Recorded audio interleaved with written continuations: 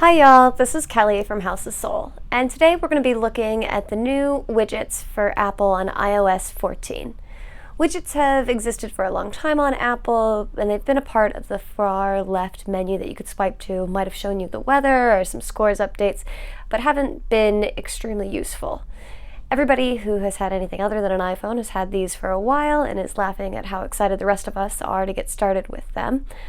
But for today, I'll show you how to customize those new iOS 14 widgets for your classroom setting or your business setting, or just to add a little bit more personality to your phone.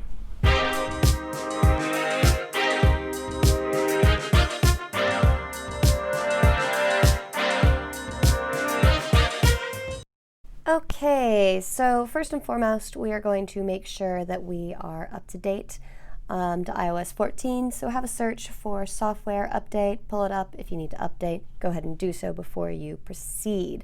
So with the new widgets, we have three sizes: small, medium, and large widgets. Small take the place of 4 normal icons, medium take the place of 8 normal icons, and the large ones take the place of 16 normal icons.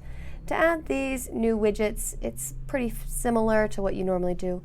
Hold down the screen till you get the wiggle, press the plus button, and you will see all sorts of widget options appear.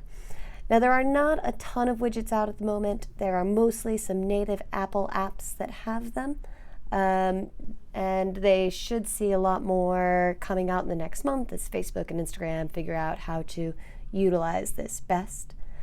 For personalized options, we have color widgets and Widgetsmith as the big options.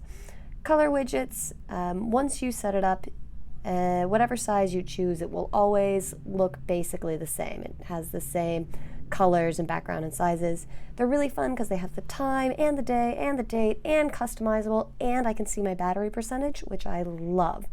But they don't give me a lot of options. Widgetsmith is super fun because I can set a whole bunch of different widgets. I've got several small ones set up, several mediums set up, and large ones. Here you can see I have my logo and part of it layered over with the current date. Once I add those to my background, I can swap between them pretty easily from medium 2 to medium 1. From large 1 to large 2. Whatever I want to do, there's lots of fun ways to use these. And that's today's 2-minute tip from House of Soul. Please remember to tag us in your Insta stories so we can see how you're using the new widgets. If you like what you see, remember you can check out more tips on our YouTube channel or more articles on our LinkedIn.